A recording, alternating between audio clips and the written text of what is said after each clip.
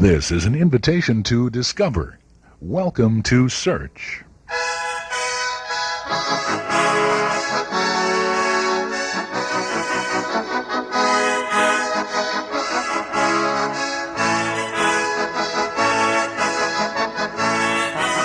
To live is to be faced with the questions that life raises, no matter how hard we may try to avoid them.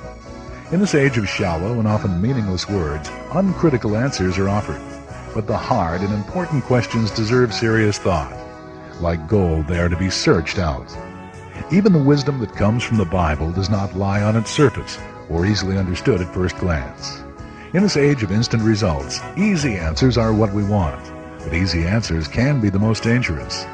If we are to find the real and lasting meaning to the Christian life, we must commit ourselves to the quest.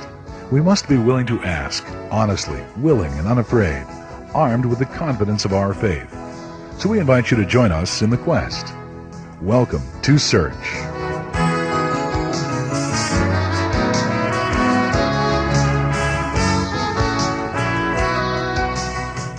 Freedom is a great responsibility. It is a responsibility that is often taken lightly. Yet God's intention for man and women was that they be free. How can someone be free and responsible at the same time? Doesn't freedom mean to do as you please? Dr. Zamora answers these questions in the second of two sermons delivered at the White Memorial Church on the subject of freedom. Today's topic is living free. Welcome to Search.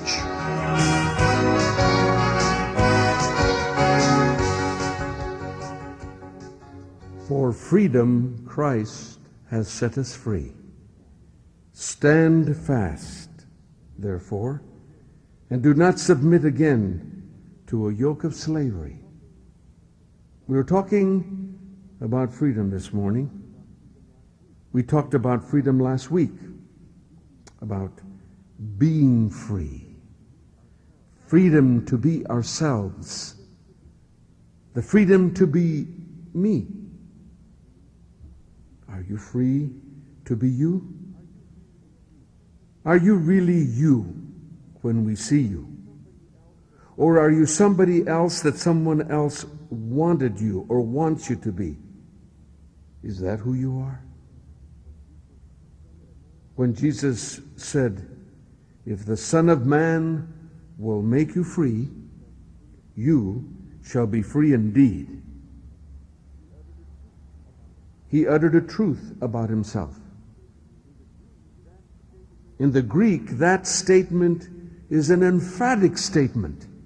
If the Son of Man will make you free, Jesus says, there is absolutely no question that he will make you free. But are you free? And if you are free, how can you live free? How can you live as a free person? Now, generally speaking, if we're honest with ourselves, freedom is a scary thing. You know, I remember I said that last week. There are many who are afraid to be free. Because the idea of freedom, of being free, is foreign to us. I don't know if many of us really know what it means to be free. We hear people talking about it a lot, but I really don't know whether we really know what it means to be free. And this is especially true of religious people, which we are going to see later on. And why is this so? Well, because from the moment we are born, we are confronted with rules and regulations. We're confronted by parents who have formed in their minds what you shall be and how you shall behave and how you will live. And if one happens to be one of the lucky ones, you will have parents who want their children to be what God wants them to be, and will allow that child to find that will of God for themselves.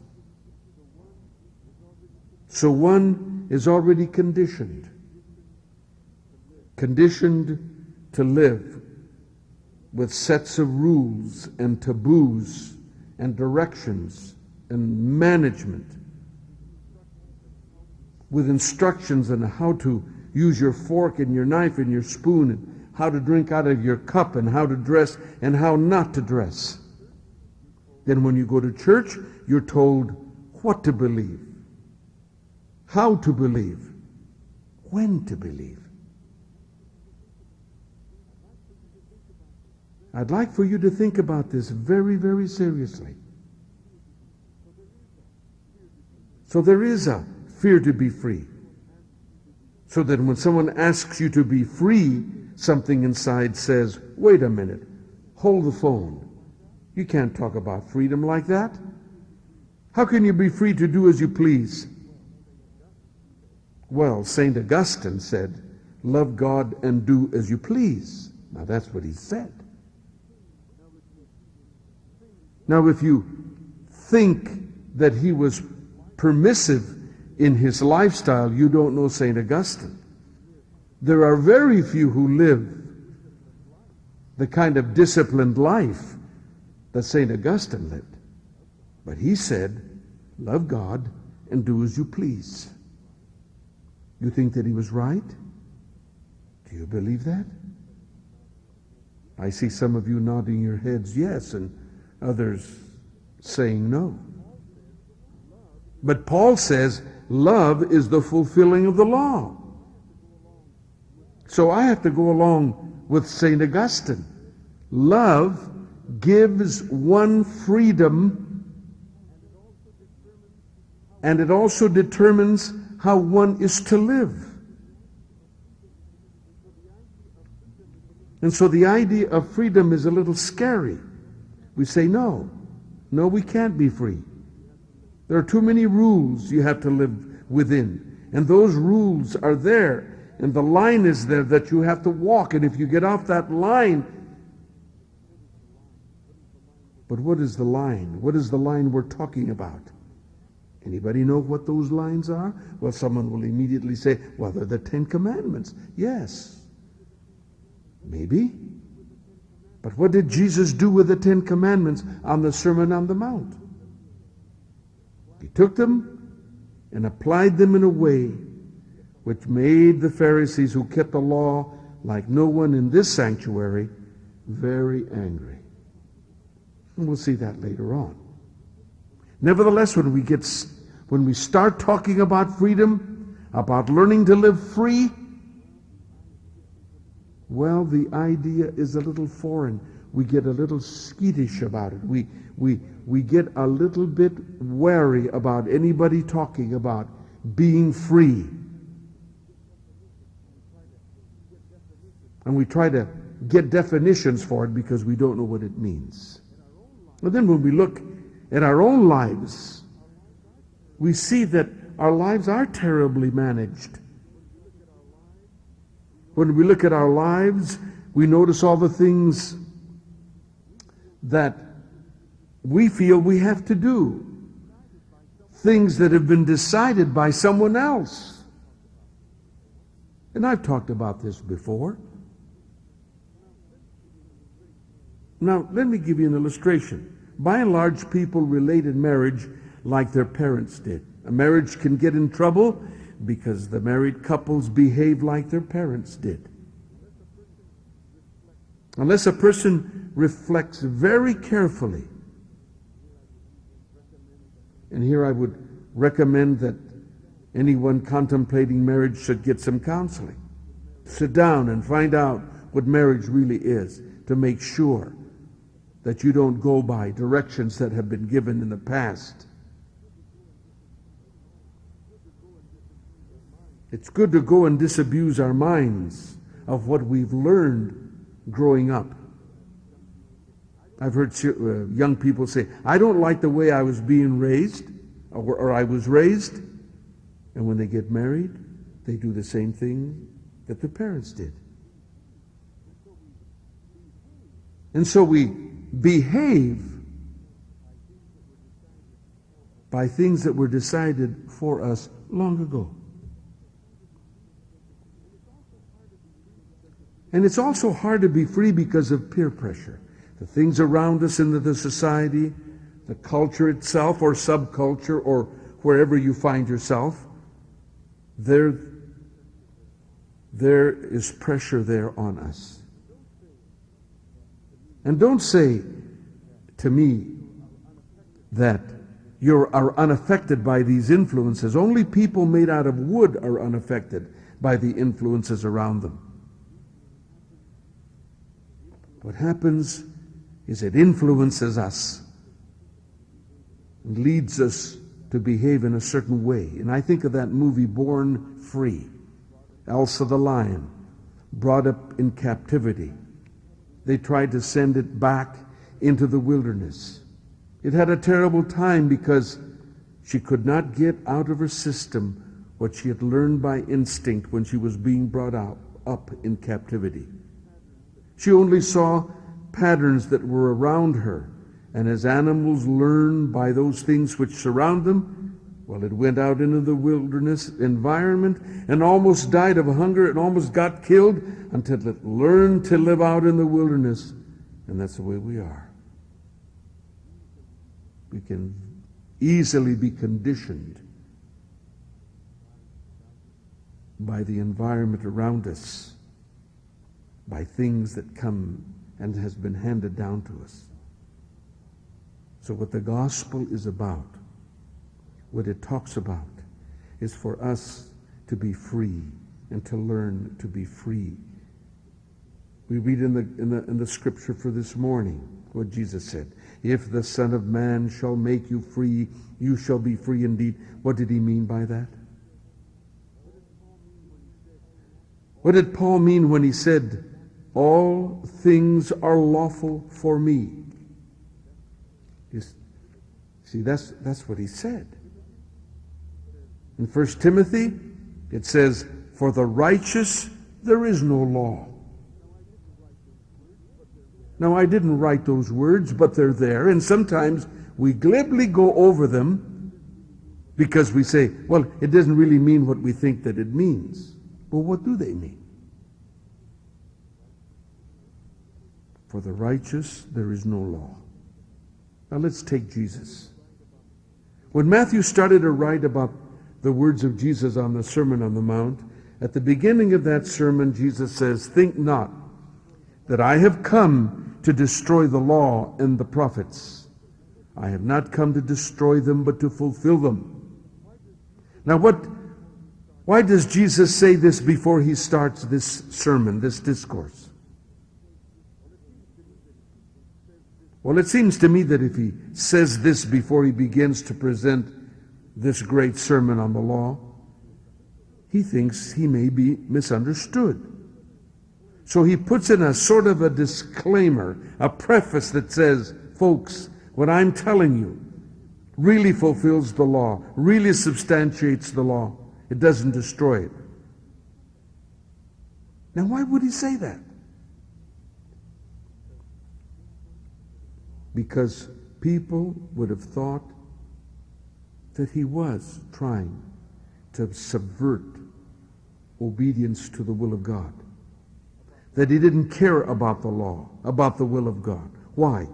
Because of what he was going to say about those things. Just imagine. He stands up and says, Moses said, but I say unto you. You see, we've lost the impact of those words. The ones listening to him on the Mount, they got the impact. We don't get the impact because we're not Jews living in the first century Palestine, in a Jewish community that was totally absorbed in a way we're not, with Moses and the law and behavior and strictures and customs. And so in the midst of that kind of a culture and an environment where Moses was almost seen as divine, he stands up and says, Moses told you, but I am telling you now.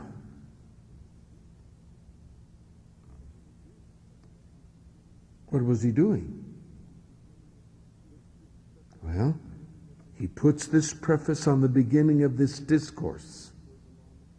I have not come to destroy the law and the prophets. I've really come to tell you what they really mean. For instance, in chapter 12, they come to him and they say, "You are allowing your disciples to do that which is not lawful on the Sabbath. How come your disciples eat with unwashed hands? By the way, how come you're healing on the Sabbath?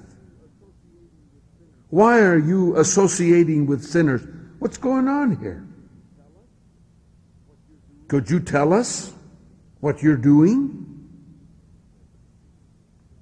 And Jesus says, "I'm trying to make you free. For if the Son of Man will make you free, you shall be free indeed."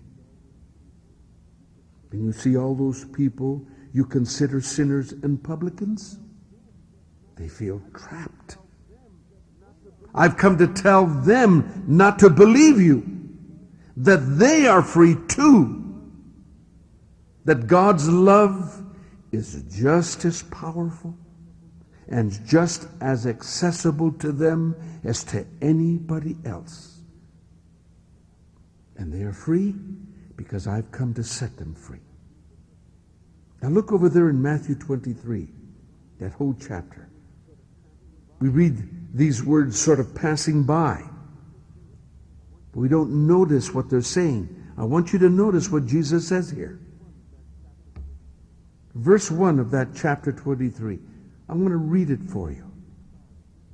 "Then Jesus said to the crowds and to his disciples, 'The scribes and Pharisees sit on Moses' seat.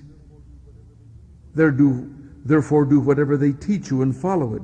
But do not do as they do, for they do not practice what they teach. They tie up heavy burdens hard to bear and lay them on the shoulders of others, but they themselves are unwilling to lift a finger to move them.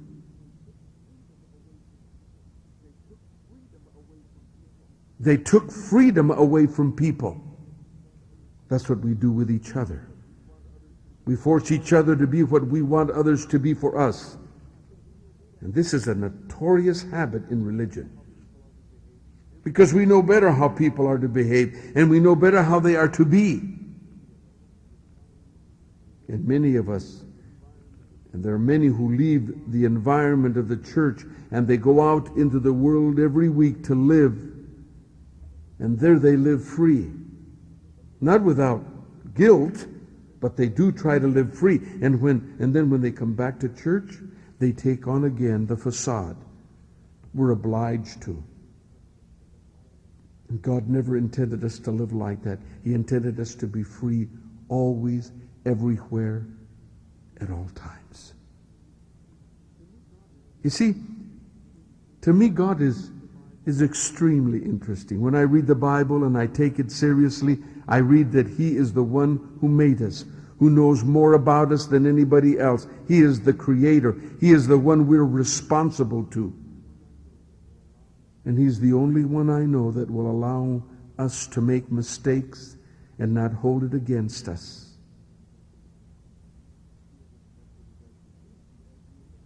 That's what He does with me and a few other people I know who love me enough to let me make my mistakes. But that's God. In fact, He allows us to sin. That's right. Now you may say that's not true. Well, if it were not true, you and I would be dead now, wouldn't we? But you see, that's not God. God is a being who says you have to learn. You can learn and you have to learn. But you're going to make mistakes, and you can make all those mistakes in order to learn what freedom really is. And you don't learn freedom by being locked in a corral or a cage. You learn freedom by being let go in the world to learn to live. And what God wants us to learn to do is to learn how to decide and to choose for ourselves. You know, we talk a lot about freedom of choice. And we say that God sees freedom of choice to be a very important gift. And we say that this freedom of choice is so sacred that God gave His Son to preserve it. But we tend to be miserly with it when we apply it to others. And unfortunately, we're also very miserly when we apply it to ourselves, because we feel so guilty when we try to be free. We feel that that's not what we're supposed to be. We're supposed to be under the tyranny of law and regulation. Emil Durkheim, the learned Dutch ethicist, spoke of freedom of choice in a very, very important and profound way. He spoke of it in reference to absolutes. Are there any such things as absolutes? Values that never change, that are absolute. At that time there were many who didn't think so. They didn't think that there were many absolutes, only one. He said there may be absolutes, but I don't know if we know them all. But I do know that nobody should make you decide for yourself to obey God. The problem with us is that we set ethical standards and positions that come to us from the past, and we expect people hundreds of years later to make decisions on how they will obey God based on the decisions that were made by people back there. My feeling, he said, is that in every moment of our lives there must be a new decision to obey God. Every human being must be given the opportunity at that moment in which they find themselves to decide at that moment to say yes to God. And I think he was right. And I think that our children should be taught to make choices and say yes of their own free will to God. And if we can teach them to learn to do that, they will be all right, even if they say yes to the things that we say no to, and they say no to the things that we say yes to. If they do it in the name of God because they believe that it is the will of God to them, they'll be all right. They will learn to be free in the name of God. A couple of days ago, a father and a daughter came to see me, with the father doing most of the talking. And he was telling me all that the daughter thought. And that daughter was looking at me and looking at him and looking at me and looking at him while the father talked. He told me what he should do. Or he told me what we should be doing in order to help her. He said that his daughter was truly a believer. And these are the things that she believes, and these are the convictions. And he told me all about her faith. I sat there listening. And then I looked at her and said, "Let me ask you a question. What do you think?" Then she began to tell me what she thought. And she said it gingerly and very carefully. But it wasn't what the father was saying. And she did it so skillfully that I understood what she was saying, and her father didn't. You see, for 21 years, this is how she lived her life. Gingerly, explaining to people what she thought. But the father knew exactly what she thought, what she was going to do with her life, how she was going to, and how it was all going to be done. But she had some ideas of her own. But she wasn't being allowed to make the choice that she needed to make in her life. Let me ask you a question, and it's an important question. Do you find yourself very angry? Very angry, but you don't know why? It's because more often than not, there is a slavery that binds you, and you're not free. Maybe it's a parent. Maybe some experience that left a scar. Something in the past you can't let go of that made you very angry. And so you carry it, and it makes you very angry. Jesus says, if the Son of Man will make you free, you will be free indeed. But you say, well, okay, Pastor, we're supposed to be free, but what about obedience? Aren't we supposed to obey God? Paul said, all things are lawful for me. Timothy says, for the righteous there is no law. And what did they mean? What did Paul mean when he said, all things for me are lawful? Well, notice what he adds. All things are lawful, but not all things are helpful. You see, we have to realize that the will of God expressed in laws and His commandments are not restrictions. They're not restrictions. No. They're lines that God draws.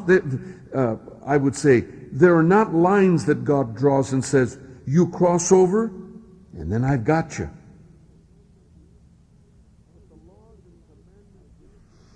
What the laws and commandments are regarding life are there to tell us who we are. They are the will of God for us as human beings. And what is the will of God? That we fulfill His intention that He made when He made us creatures. The commandments and the laws, they're not arbitrary rules that God makes and says you obey them because I'm telling you. No. He's not sitting back and saying, I'm God and you're a creature and you have to obey me. No. He says these laws and commandments I have given you are to tell you who you are. And if you don't follow them, you can never fulfill yourselves. They're laws of your being. That's what they are. And there are some people who actually try to keep those laws very meticulously and legalistically, who never come to fulfill the intention for their creation because they do it for the wrong reason. And they become that which they should not be, more than becoming what they should be. What God gives us is the freedom to do, is to obey Him by acknowledging Him as the wise one, the life-giving one, the trusting Him with our lives and trusting ourselves to His Word because it is for our best good. And that is why the gospel is about trusting. Obedience is the result of that trusting. True faith is the act that results in obedience. Trust is the fact that opens itself to God's mercy so that I can be empowered to be what I was intended to be. That's how you live free. Those words,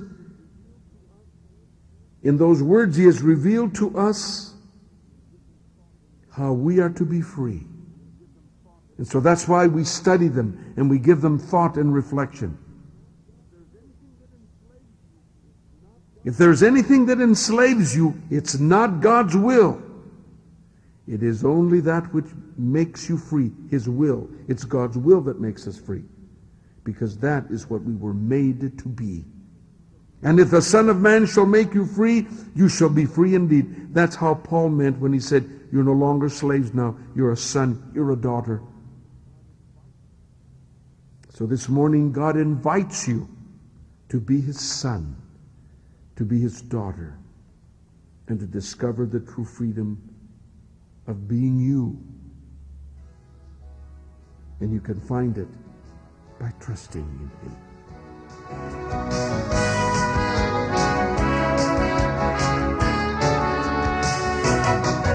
Thank you for sharing this half hour with us. Until next week, we wish you God's very best. Life is a precious gift. God meant for us to live it to its fullest. This is our prayer for you.